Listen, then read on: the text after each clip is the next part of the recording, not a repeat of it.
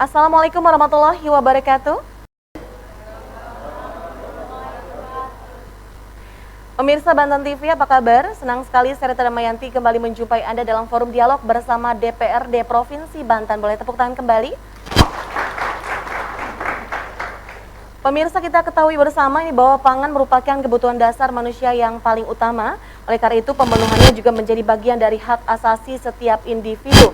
Dan Provinsi Banten ini memiliki lahan pertanian yang masih terbilang luas dengan masyarakat yang bermata pencaharian sebagai petani pun juga masih banyak. Selain itu, kerawanan pangan dan perbaikan kualitas konsumsi masyarakat tentunya juga masih menjadi masalah yang kompleks. Oleh sebab itu, perlu adanya optimalisasi peningkatan produktivitas pertanian dalam rangka mewujudkan ketahanan pangan berkelanjutan. Lantas seperti apa perkembangan produktivitas pertanian yang ada di Provinsi Banten saat ini dan juga upaya apa saja yang dilakukan dalam meningkatkan produktivitas pertanian guna mewujudkan ketahanan pangan berkelanjutan di Provinsi Banten? Bersama sejumlah narasumber, kami sudah hadir di Studio 1 Banten TV bersama yang pertama ada anggota Komisi 2 DPRD Provinsi Banten, ada Bapak Dr. Andes Haji Dahlan Hashim MH. Assalamualaikum. Waalaikumsalam warahmatullahi wabarakatuh. Apa kabar Pak Dahlan? Baik.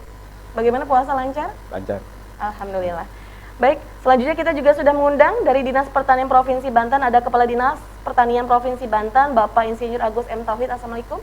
Waalaikumsalam warahmatullahi wabarakatuh. Apa kabar Pak? Kabar baik, alhamdulillah. Nanti kita bahas lebih jauh ya Pak ya, kondisi pertanian di Provinsi Banten seperti apa ya Pak ya, yang bisa mendukung ketahanan pangan berkelanjutan tentu saja.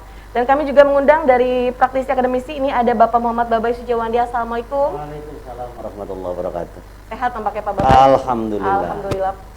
Sehat selalu ya, apalagi puasa ya Pak ya? Iya, puasa lebih sehat. Alhamdulillah. Dan kita juga menyapa teman-teman yang insya Allah juga dalam kondisi sehat. Assalamualaikum semuanya. Waalaikumsalam warahmatullahi wabarakatuh. Sehat? Puasa masih tetap lancar juga tentunya ya? Amin. Dan sebelum kita masuk membahas tema lebih jauh, saya ingin bertanya dulu kepada Pak Dahlan ini terkait seperti apa sih keadaan agraria dan juga pertanian di Provinsi Banten saat ini, termasuk dalam hal luas lahan dan juga kualitas komoditi yang dihasilkan, Pak. Ya, terima kasih. Assalamualaikum warahmatullahi wabarakatuh. Waalaikumsalam. Untuk menuju kepada optimalisasi ketahanan pangan di Provinsi Banten, tentunya harus berbagai kriteria atau berbagai macam yang harus dilaksanakan. Yang tentunya yang pertama untuk penanganan benih-benih yang bermutu, Pak Kepala Dinas, juga ketersediaannya lahan yang sesuai dengan tanaman pangan atau tanaman hortikultura. Selanjutnya sarana prasarana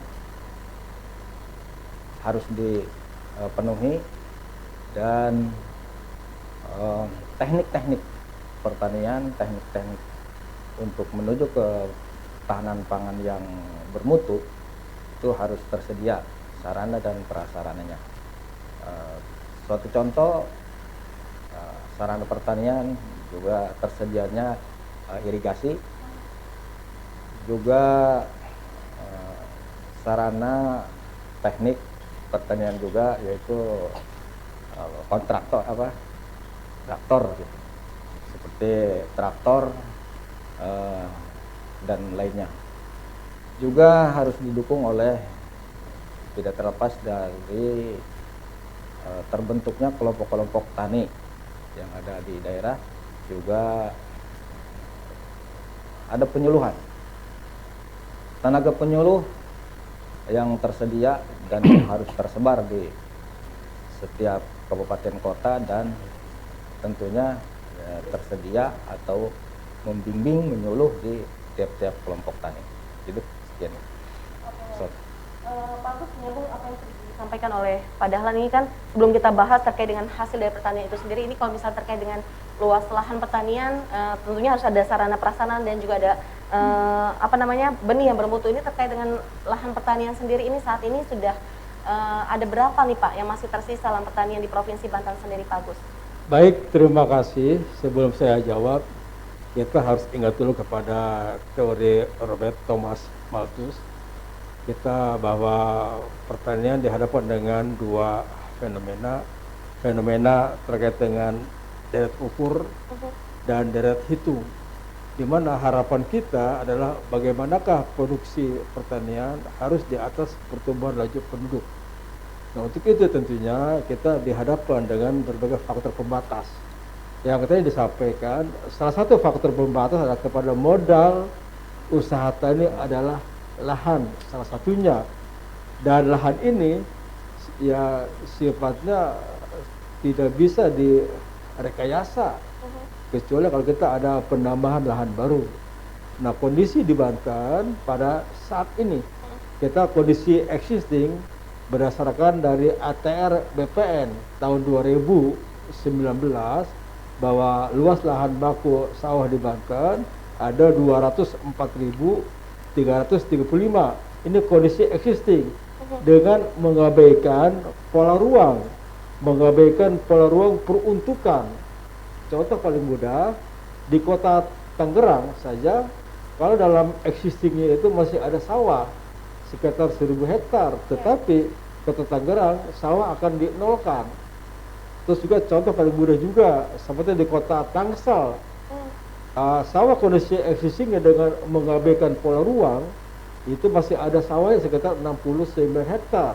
Nah, sehingga total di Banten sampai saat ini dari data ATR BPN masih ada 204.000 hektar.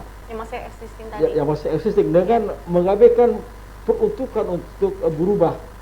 Nah, sekarang kita Pemprov Banten ya sedang by proses untuk Perda RT RW. Perda RT RW Kabupaten Kota se-Provinsi Banten, kita akan memiliki di situ yang kami sebutnya itu dengan KP3B seperti kawasan pertanian pangan berkelanjutan atau KP2B. Dari kondisi yang existing yang tadi yang seluas 204.000 hektar, di dalam KP2B itu direncanakan tinggal seluas 126.875. Nah, itu kita kondisi yang akan datang.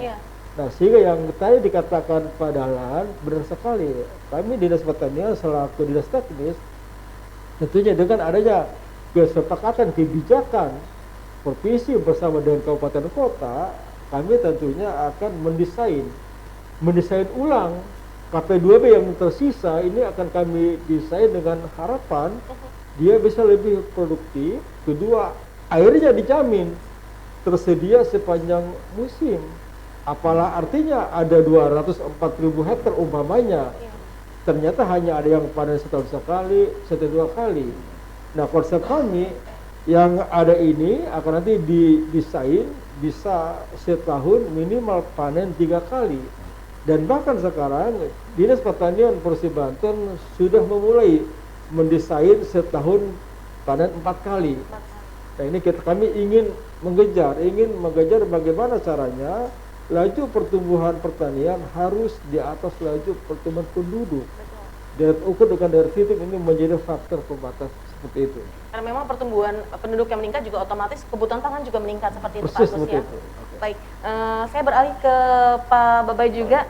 Pak Babay, ini terkait tadi memang sudah ada sekitar 204.325 hektar ya, yang dan nantinya setelah existing tadi sekitar 126.000, tentunya harus ada upaya yang dilakukan oleh Dinas Pertanian ya Pak ya untuk memaksimalkan potensi produktivitas pertanian itu sendiri. Seperti apa menurut Pak Babay?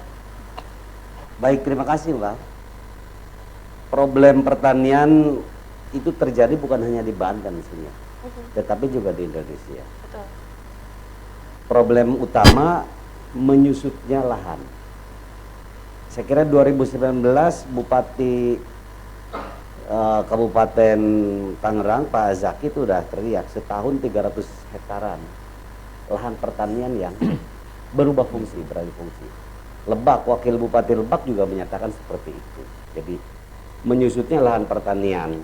Padahal Banten salah satu lumbung pangan nasional. Karena mungkin dengan kesuburan tanah segala macam dan letak yang demikian strategis ya. Itu persoalan itu. Karena itu saya kira betul kata Kepala Dinas tadi bahwa solusinya tidak mungkin kita melakukan ekstensifikasi. Kan dulu zaman Pak Harto itu terkenal sekali itu istilah itu. Iya. Ada ekstensifikasi, ada intensifikasi pertanian. Karena itu yang harus digenjot adalah intensifikasi. Karena kalau ekstensifikasi tadi seperti lahan udah demikian menyusut.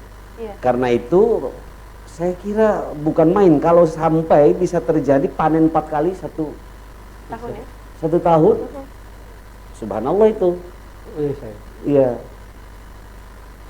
Tetapi ya harus didorong oleh semua pihak. Betul. Saya kira bukan hanya provinsi, ya. Bahwa Banten ini ada provinsi, ada kabupaten kota. Karena itu harus terus diupayakan, jangan sampai masih ada tuduhan provinsi ini kabupaten atau kota madya ke-8, ke-9 katanya gitu kan. Artinya kurang koordinasi. Saya kira itu salah satu kata kunci. Upaya untuk menjadikan 4 kali panen bukan main. Tetapi sekarang saya kira Pak Kepala Dinas, berapa sih tingkat produktivitas dulu? Sekarang masih 2 dan 3 kali, ada yang masih 2 kali. Bayangkan. Iya. Tingkat produktivitas lahan pertanian kita per hektar itu berapa? Kalau tidak salah masih berkutat di antara 4,5 tonan per hektar. Sekarang sudah 5,5 ya, udah naik 1 ton. Beda misalnya kalau Thailand udah berapa? Oke. Vietnam udah berapa gitu. Artinya sekali lagi benar kata Pak Kepala Dinas, intensifikasi data lagi, tingkatkan produk kita produksi. Kalau teknologi, ya harus dimodernkan lah teknologinya. Ketersediaan pupuk yang berkualitas, infrastruktur itu irigasi, Iya. Itu segala salah satu macam, jangan sampai tak ada penunjang hujan tadi. terus gitu. Pak Agus tadi sudah sempat disinggung juga, sudah ada desain yang akan dilakukan oleh Dinas Pertanian sendiri. Ini kalau misalnya kita tahu juga pertanian di Provinsi Banten masih terbilang luas ya Pak ya. Lalu menurut Bapak sendiri, apakah selama ini dari hasil pertanian yang dihasilkan sudah cukup baik dan juga melimpah? Lalu bagaimana juga seharusnya proses produksi hasil pertanian ini agar tertata dengan optimal dan juga mengalami peningkatan, apa yang dilakukan sendiri Pak? Baik, terima kasih. Saya sampaikan di sini, pertama filosofi kita adalah ada 2. Pertama, hulu harus mampu mensuplai hilir, dan hilir harus mampu menarik hulu. Berarti kerja pertanian, oke, saya hanya bekerja di peningkatan produksi. Apalah artinya peningkatan produksi kalau tidak ada yang mengurus di hilir. Nah, kita jangan sampai sebuah peristiwa yang kita bangun, peningkatan produksinya itu hebat, tapi siapakah yang menjamin pasar? Bagaimanakah harga yang diterima oleh petani? Menguntungkan? Tidak. Itu yang menjadi permasalahan kita bersama. Nah, untuk kondisi saat ini kami katakan petani berusaha keras untuk ada jaminan pasar. Pemprov Banten sudah memiliki BUMD pangan dengan PT ABM Agro Banten Mandiri. Tapi itu pun juga dalam praktik di lapangan belum menunjukkan optimalisasi menjamin tentang harga panen petani. Nah, hal yang lain juga yang menjadi catatan yang sekarang saya rasakan dan akan segera kita pecahkan adalah tentang efisiensi dan daya saing petani di tingkat lapangan. Nah, permasalahan kita yang sering terjadi terutama ini hampir di semua 3 WKP, baik WKP Tangerang Raya, Serang Cilegon, dan WKP Pandeglang Lebak. Untuk yang ketiga WKP, yang masih ditemukan di lapangan adalah tidak adanya efisiensi transportasi pada saat panen raya. Contoh, misalnya kami mengambil contoh yang paling ekstrim. Pada saat panen raya di Wonosalam di Lebak, dengan di Cikesik di Pandeglang, harga sawah harga padi di tengah sawah murah sekali karena tidak ada akses jalan. Ya contoh, ya misalnya di tengah sawah harganya karena nggak ada jalan murah 2.500. Pas begitu di pinggir jalan bisa mencapai 4.500. Nah, melalui kebijakan RPD, Rencana Pembangunan Daerah tahun depan, Distan akan membangun jalan usaha tani di ketiga WKP. Kalau itu bisa kita wujudkan, daya saing, daya jual petani akan meningkat. Dan yang kedua juga kami ingin mengantisipasi bagaimana kalau Perda RT RW ditetapkan dengan luas baku sawah tinggal 126.000. Kami menggunakan filosofi adalah air harus tersedia sepanjang musim di tingkat kelompok tani.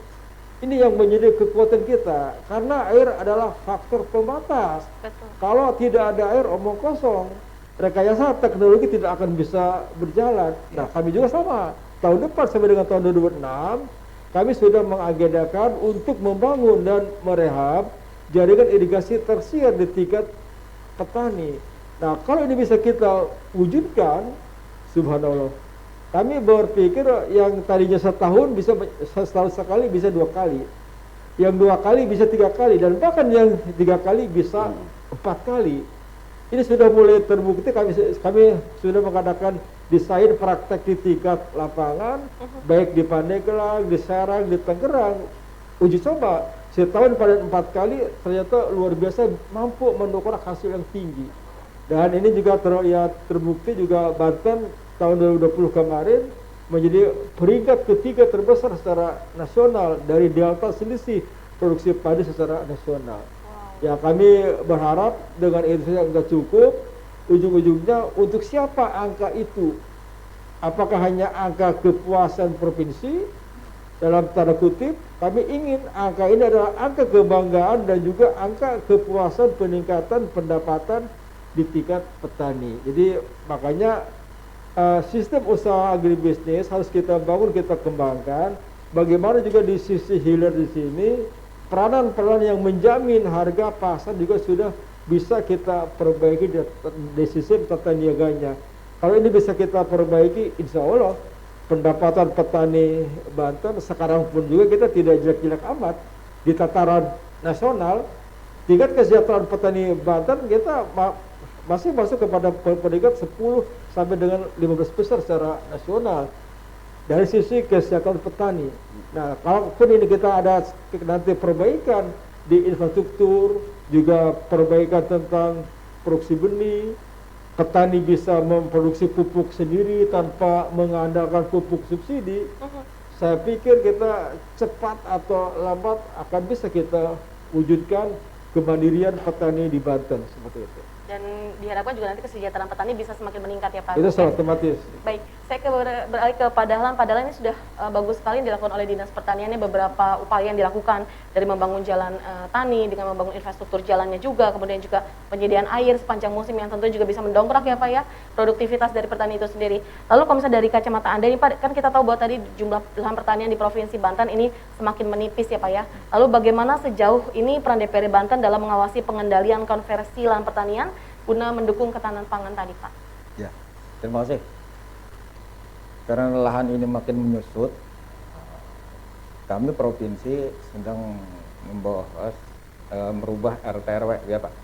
Ya. Betul. Untuk mempetakan mana lahan-lahan hijau pertanian dan mana lahan-lahan kuning.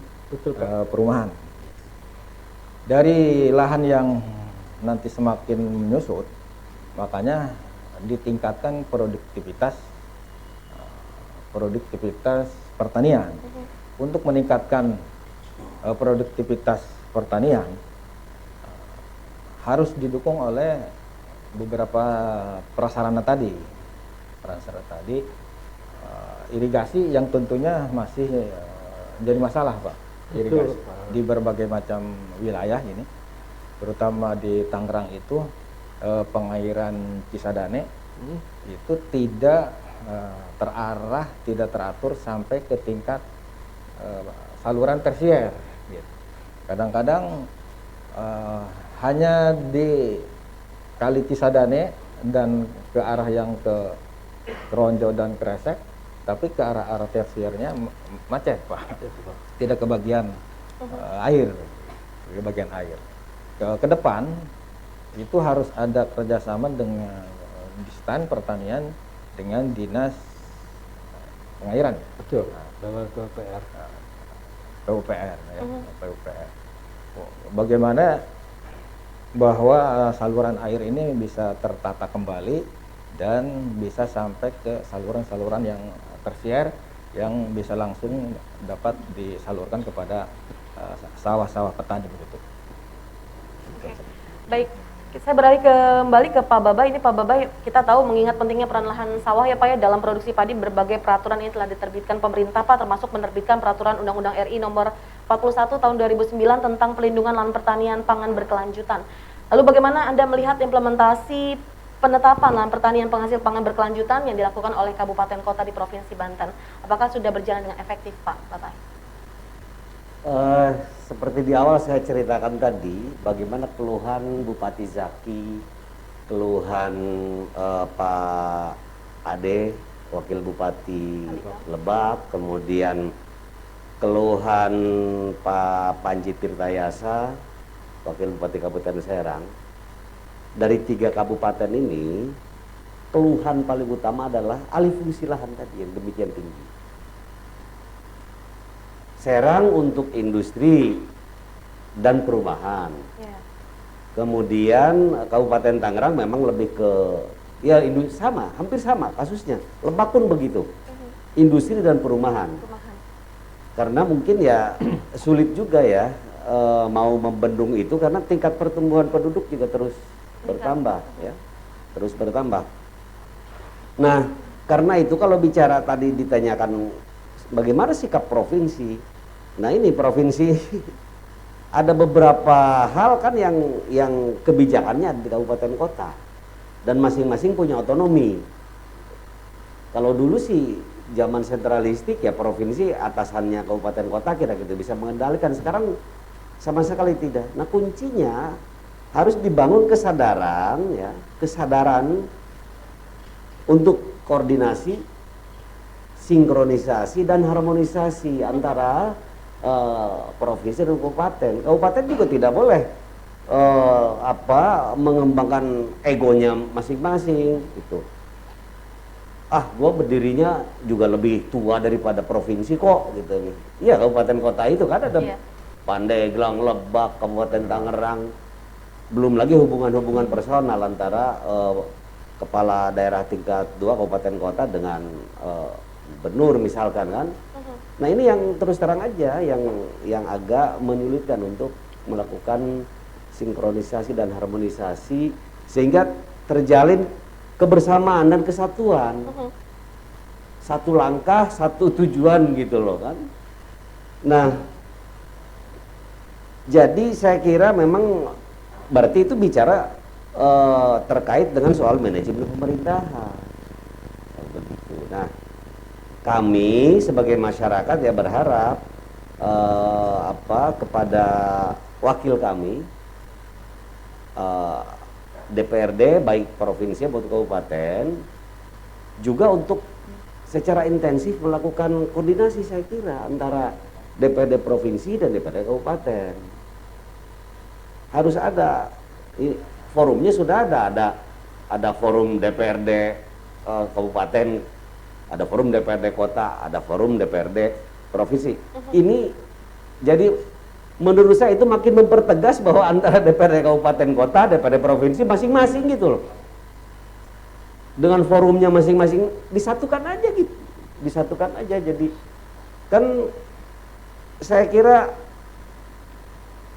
kebijakan yang demikian luar biasa yang dimiliki oleh legislatif dari sejak perencanaan kok.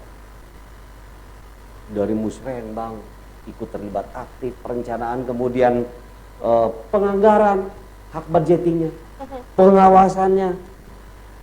Nah itu yang harus terus ditingkatkan. Ya salah satunya sama, bukan hanya eksekutif melakukan koordinasi, sinkronisasi dan harmonisasi, legislatif pun harus. Sehingga anggaran yang digetok di kabupaten kota juga nyambung dengan anggaran yang misalkan dari sisi anggaran yang digetok di provinsi. Tidak masing-masing. Ulah jika minyak jeung cai antara provinsi dan kabupaten ya, Pak, ya? itu. Dia harus ada kesamaan. Saya kira itu. Kembali lagi terkait dengan mewujudkan ketahanan pangan berkelanjutan, Pak Agus, tentunya harus ada peningkatan produktivitas pertanian ya Pak ya. Lalu dari beberapa jenis hasil komoditi pertanian di Banten, ini komoditi apa yang memiliki jumlah paling banyak dan juga menjadi unggulan atau primadona di Provinsi Banten, Pak Agus? Baik, nah kami kalau berbicara kepada komoditas di Stan Banten menangani 4 subsektor, subsektor tanaman pangan, subsektor hortikultura, subsektor perkebunan, dan subsektor peternakan. Nah, pertama untuk subsektor tanaman pangan, otomatis kita masih mengandalkan di padi. Betul. Karena kalau hitungan padi juga, ini yang paling banyak melibatkan dan dilibatkan. Nah, kami memberikan ilustrasi. Angka tanam padi aja di Banten setahun kita ambil paling kecil bisa 400.000 hektar. Modal usaha tani 1 hektar minimal 6 juta. Berarti setahun uang berputar 2,4 triliun rupiah. Ini adalah bisnis yang luar biasa sekali, dan itu di situ melibatkan dari hulu sampai dengan hilir. Berarti komitmen kami juga sama dengan komitmen Bapak Gubernur, padi pasti menjadi sebuah andalan. Dan Jakarta pun juga sudah mencatat catatan prestasi Banten. Banten termasuk 10 besar provinsi yang menghasilkan beras tertinggi di nasional. Berarti kami ada komitmen padi menjadi komoditas unggulan untuk tanaman pangan. Dengan berbagai konsekuensi logisnya, kami harus menata ulang kembali bagaimana infrastruktur irigasi menjadi sebuah prasyarat supaya pertanian padi di Banten setahun bisa panen 3 kali. Yang kedua, peningkatan jalan usaha tani. Bagaimanakah daya saing petani bisa meningkat? Terus yang ketiga dengan dukungan alat mesin pertanian dan lain sebagainya, yang kami harapkan ini padi bisa berkompetitif dengan pasar lain di Indonesia, itu di padi. Yang kedua adalah komoditas di hortikultura. Hortikultura kami tentunya ada tanaman semusim, ada tanaman tahunan. Kalau tanaman semusim seperti cabai dengan bawang merah, kami jujur Banten masih defisit. Kita masih membutuhkan suplai antar provinsi. Nah, ada yang menarik sekali untuk Banten adalah untuk komoditas unggulan horti. Pertama ada di manggis. Manggis Banten sudah sering melakukan ekspor baik ke China dan ke Australia. Dengan sentra manggis terbesar di Banten ada di Lebak, Pandeglang, dan sebagian di Kabupaten Serang. Itu untuk komoditas manggis yang sudah masuk kepada pasar ekspor. Kalau durian, jujur kita belum berbicara skala ekspor, ini masih pada tingkat internal. Kami juga masih pakai kembali penataan untuk durian di Banten. Ternyata pertumbuhan durian di Banten kemarin, ancaman kita adalah dengan penebangan pohon oleh pemilik, karena tanda kutip itu adalah pohon-pohon yang tua-tua. Nah, kami sekarang sedang mengadakan penataan kembali. Jadi untuk di hortikultura kami bermain itu di manggis, dan sekarang juga kami mulai mengembangkan pisang. Ternyata pisang juga, ini pisang Banten sangat prospektif sekali. Tapi tentunya pisang meja, bukan pisang asalan, pisang meja yang punya daya jual tinggi seperti pisang Cavendish dan pisang Kirana Mas. Itu di hortikultura. Yang ketiga di perkebunan. Perkebunan Banten sangat hebat dan unggul di gula aren. Ini terutama gula aren semut, produksi dari Kabupaten Lebak Siharian. Ini ekspornya sudah luar biasa, baik ke Amerika, ke Eropa, dan ke Asia. Ini, dan tentunya gula aren Banten lebih kompetitif dibandingkan dengan gula aren di luar Banten. Ini sudah kami wujudkan kepada penataan perbaikan sistem budidaya. Pertama, Banten sudah menghasilkan bibit unggul lokal yang menjadi unggul nasional, itu namanya aren parasi yang berumur genja, bisa panen umur 6 tahun. Kalau aren yang biasa harus menunggu 12 tahun ke atas. Nah, kemarin sudah kami mengadakan rekayasa teknologi di lapangan dan sudah diakui oleh Kementerian Pertanian menjadi unggul nasional. Itu untuk di aren. Yang kedua di perkebunan, ya selain aren juga Banten prospektif di kelapa. Terutama di kelapa untuk teman-teman di Kabupaten Tangerang, itu ada di kelapa kopior, dengan juga untuk kelapa CM juga merah. Ini sangat prospektif. Di luar itu juga Banten adalah salah satu juga sentra perkebunan sawit. Karena di Pulau Jawa sawit hanya ada di Provinsi Banten. Nah, ini juga kemarin kami kembangkan melalui peremajaan kelapa sawit di tingkat rakyat. Yang keempat pada subsektor peternakan.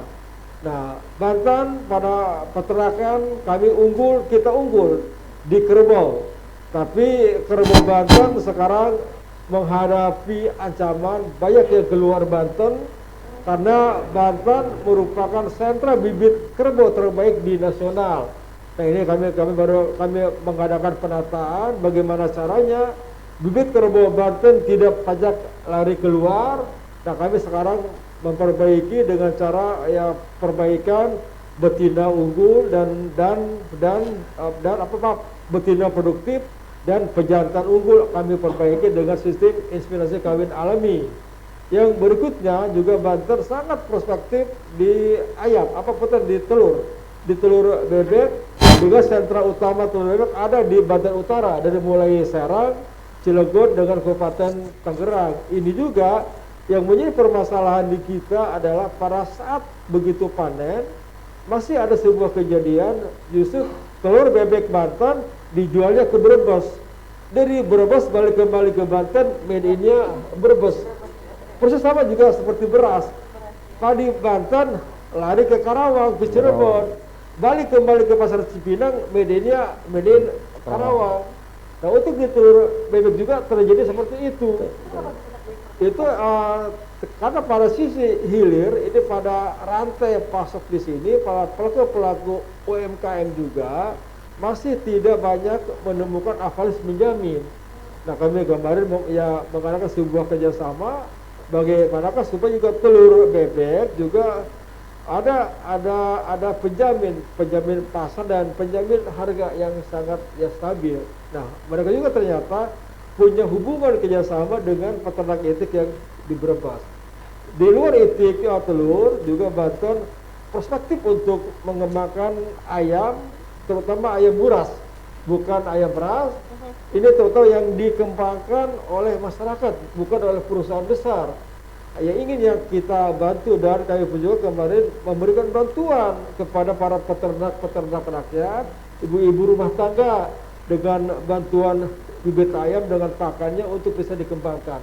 Itu ada 4 komoditas yang kami kembangkan dari mulai padi, manggis, aren, kelapa, itik, petelur, dan ayam buras. Dan bahkan sekarang juga di masyarakat sedang mulai booming juga pada peternakan telur puyuh.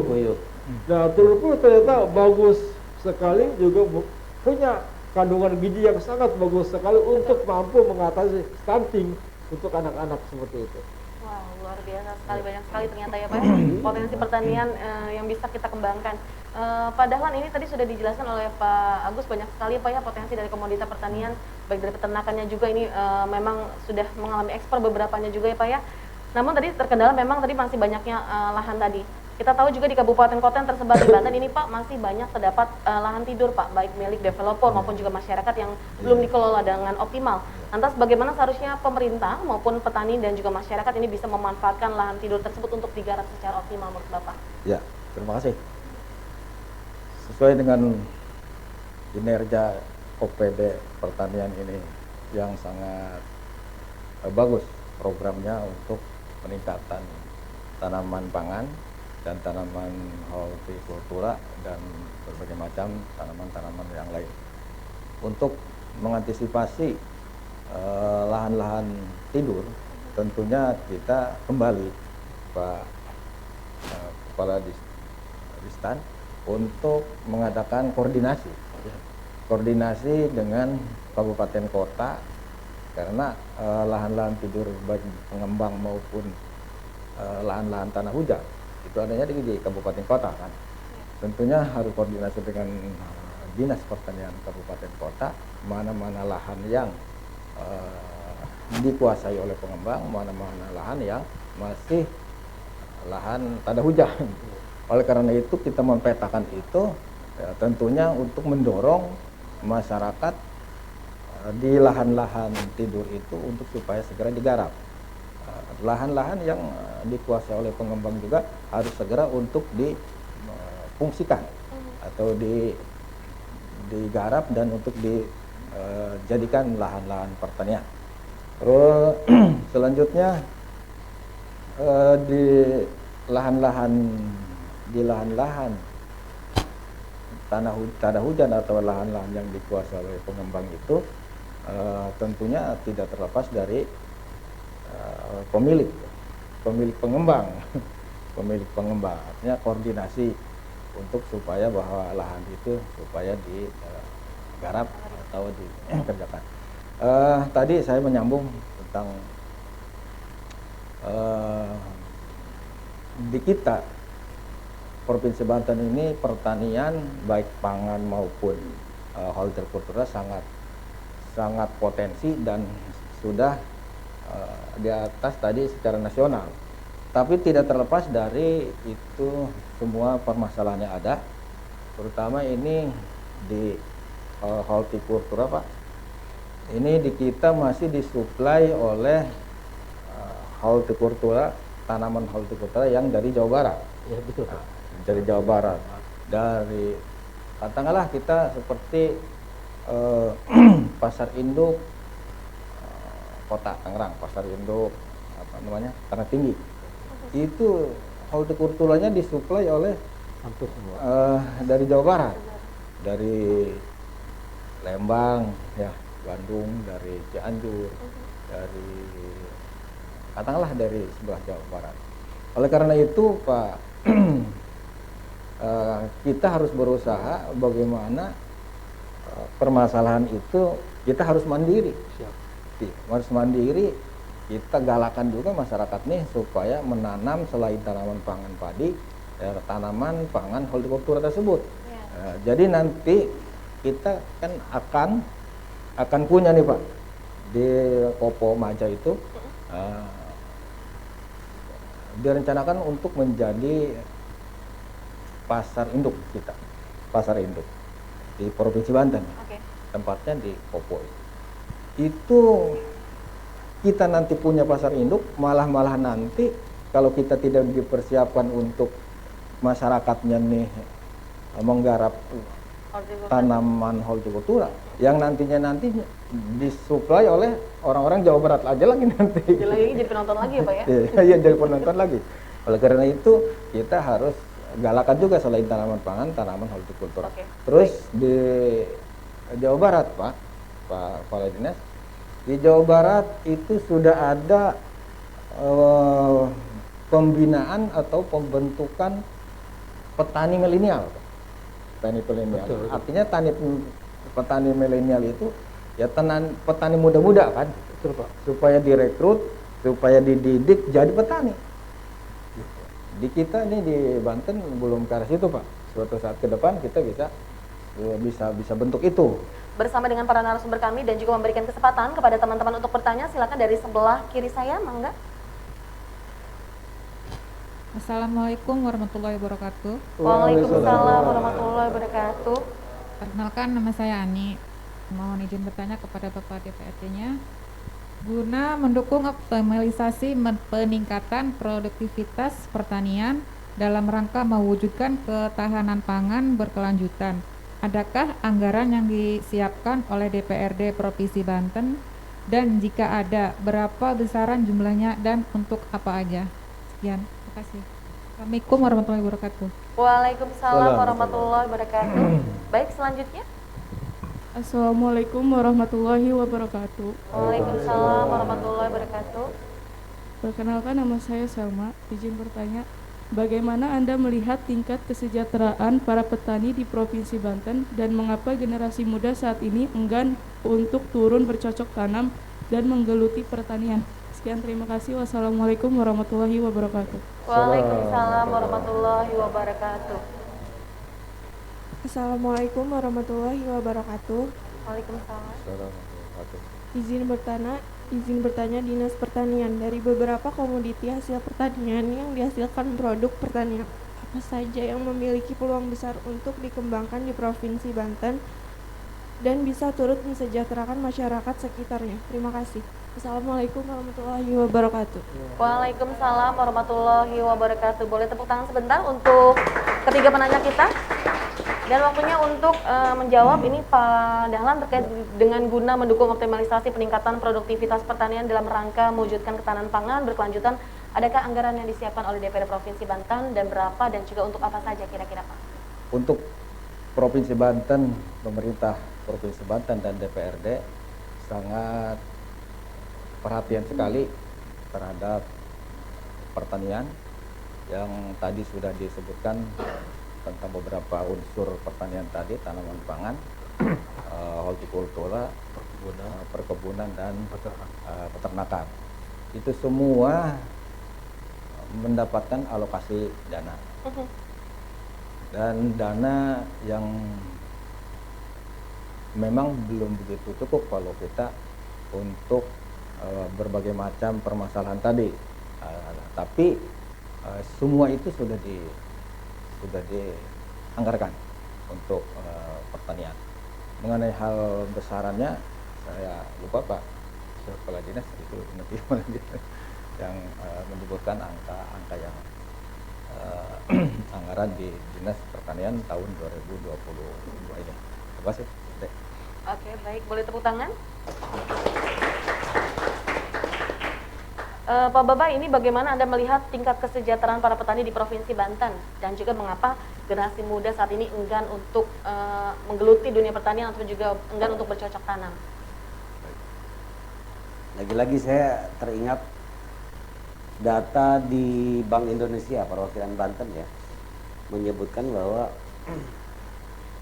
saat pandemi mulai minat menjadi petani kemudian berkurang dan beralih menjadi, ada yang menjadi buruh ke ibu kota segala macam lah. Itu kalau tidak salah 100.000 sekian petani yang meninggalkan gitu. Padahal itu dilihat dari sisi usia juga sudah bukan milenial seperti disinggung lainnya. Karena itu saya kira Jawa Barat punya pemikiran yang lebih progresif, menyiapkan ke depan mungkin kaum milenial tidak tertarik pada pertanian. Jangan-jangan di Banten lebih parah dari itu. Sehingga yang menggeluti pertanian ya orang-orang yang sudah usia 40 ke atas atau 50 tahun ke atas gitu ya. Usia-usia milenial lebih tertarik kepada usaha-usaha lain. Saya kira ini juga mungkin bisa di Banten juga mulai digerakkan, walaupun memang saya kira ada sih kelompok-kelompok milenial ya. Nah, kemudian saya kira berbagai macam faktor kenapa minat tadi jadi petani itu menjadi berkurang. Salah satunya ya soal kesejahteraan tadi. Terus terang kalau dihitung secara keekonomian, misalkan bercocok tanam padi apakah menguntungkan atau tidak. Saya ingat itu beberapa tahun lalu ketika Menteri Pertaniannya Pak Bungaran Saragi zaman Pak Harto menyatakan bahwa keekonomian menanam padi itu apabila petani memiliki, kalau tidak salah minimal 1 hektar baru ada.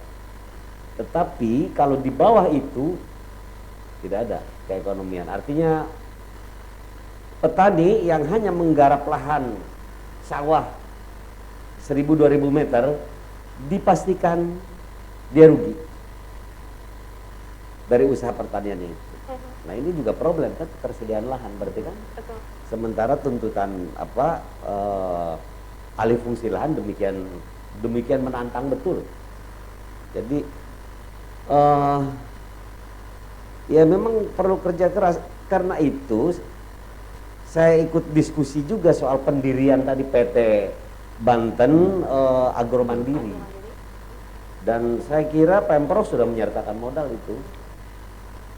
Sebagai masyarakat saya menyayangkan tidak pernah kedengaran itu. Padahal kalau lihat di perda pendiriannya PT itu, produksi dia ikut, distribusi dan pemasaran dia ikut. Bahkan harus dia juga bertanggung jawab membuat pasar induk tadi. Nggak tahu sampai sejauh mana gitu. Apa yang dilakukan oleh PT itu? Sebab problem paling mendasar tadi semua sudah hampir di seluruh sektor pertanian kita menemui problem. Dari sisi produksi, tadi tingkat produksi baru 5,5, baru 5,5 ton kita per hektar sawah padi. Dari sisi produksi, kalau tidak salah Indramayu sana sudah 7 ton, 8 ton. Sudah. Bayangkan itu kan. Kalau Vietnam katanya udah 12 ton. Katanya ya. Saya belum pernah kesana sih ya. 12 ton. Dari sisi produksi, bayangkan. Pupuk kita kalau lagi pas musim tanam kan langka, kemudian itu keluhan petani loh. Langka, kemudian harganya mahal. Harganya mahal. Kemudian sarana transportasi di sawah harga 2.500, kemudian kalau sudah di pinggir jalan jadi 4.500. Kenapa? Karena ongkosnya. Kalau kita ngambil ke tengah sawah itu nggak bisa, motor pun nggak bisa, harus dipikul, jadi mahalan ongkos intinya. Dan itu terjadi bukan hanya padi, itu produksi pisang misalkan, itu sering cerita orang Cigeli sana, Pandeglang. Harga pisang di Panimbang dijual satu tandan itu 30.000. Ongkos ojeknya 25.000. Lebih mau ongkos ya Pak ya? Iya, jadi artinya itu soal produksi tadi, kemudian soal masuk dalam distribusi, kemudian soal market, pemasaran. Jadi hampir semua kita masih harus itu tadi harus kita berharap si PT itu betul-betul BUMD-nya provinsi betul-betul bisa eksis gitu. Menjalankan visi misinya Pak Gubernur kemarin. Baik Pak Babay, kita masih ada satu pertanyaan lagi Pak Agus, mungkin bisa dijawab atau mungkin mau menanggapi apa yang sudah diutarakan Pak Babay, silakan. Baik, terima kasih. Tadi Pak Babay pas sekali, tapi mari kita tarik kepada benang merah apa yang sesungguhnya terjadi. Kita harus bermain dengan data. Data BPS hasil sensus pertanian tahun 2013 yang dikatakan petani di Banten adalah 60% lebih sedikit adalah penggarap. Oh, penggarap. Di mana garapan itu paling tinggi hanya 1,5 hektar. Oke lah, kita ambil secara rata petani di Banten 60% adalah penggarap. Nah, sekarang saya memberikan sebuah ilustrasi. Satu keluarga penggarap paling hebat, dia yang tadi punya 1,5 hektar, dia tanam padi berhasil, tidak gagal panen. Ya oke lah, kita pakai angka yang paling moderatnya, misalnya paling tinggi 1 hektar 6 ton. Kalau 1 hektar dia dapat 3 ton, itu masih kotor. 3 ton diambil dulu 1 ton modal produksi. Tinggal ada 2 ton. 2 ton dibagi dua dengan si pemilik. Tinggal 1 ton. 1 ton dikali harga gabah 4 juta. 4 juta menunggu 4 bulan, satu istri 4 anak. Berarti 1 bulan Pak Babay hanya dapat 1 bulan 1 juta. Betul kata Pak Babay, hasil kajian di zaman Pak Harto, sampai kapanpun juga petani seperti itu pasti akan rugi dan tidak memiliki modal. Kalau dia seumur umur menanam padi. Dan makanya kebijakan pemerintah dari Kementerian dan pemerintah perbankan bersama kabupaten kota, kami kembangkan dalam basis kelompok. Petani selain menanam padi, juga dia juga akan terintegrasi dengan memelihara ayam petelur, itik untuk penambahan. Jadi kalau dia satu umur kepada padi, dan itulah kantong kemiskinan Banten berada di situ. Itu merupakan titik rawan kenapa terjadi penyimpangan kerawanan sosial di situ. Betul. Kita lihat seperti di utara, di mana pengiriman TKI TKW betul tinggi juga sama seperti di selatan. Kenapa mereka seperti itu? Nah, inilah tugas kita, makanya ya kami juga terima kasih kepada Komisi 2 yang sudah mensupport. Mulai tahun depan sampai dengan tahun 2026, Pemprov Banten melalui RPD Rencana Pembangunan Daerah 2023 sampai 2026, kami akan membangun jalan usaha tani. Apa yang tadi cerita Pak Babar, supaya Pak Babay angkutan di tengah sawah dibuat dengan jalan akses dengan jalan usaha tani. Yang kedua, air harus tersedia sepanjang musim supaya tingkat produksi. Dan terakhir kita berbicara tentang kesejahteraan. Kami hitung dengan yang namanya NTP, nilai tukar petani. indeks perbandingan yang diterima dengan yang dibayarkan. Ternyata Banten tidak jelek amat. Kalau berbicara peringkat nasional, kita Banten masuk kepada 10 dari 20 besar. Oke. Kita nggak terbelakang, tapi pertanyaannya siapa yang menikmati keuntungan tersebut seperti itu. Oke, baik. Boleh tepuk tangan untuk ketiga narasumber kita. Kita sudah ada di penghujung waktu. Terima kasih banyak atas waktunya, Pak Babay, dan juga terima kasih Pak Kadis, dan juga terima kasih Pak Dahlan. Semoga pertanian di Banten ini bisa semakin baik ya, dan juga bisa menciptakan generasi-generasi muda yang memang bisa bergelut di dunia pertanian, sehingga tadi produktivitas pertanian bisa lebih meningkat lagi. Terima kasih teman-teman sudah bersama kami, dan pemirsa terima kasih sudah 1 jam bersama kami. Saksikan kami kembali dalam forum dialog lainnya. Saya Rita Damayanti dan juga seluruh kru yang bertugas undur pamit dari hadapan Anda. Wassalamualaikum warahmatullahi wabarakatuh.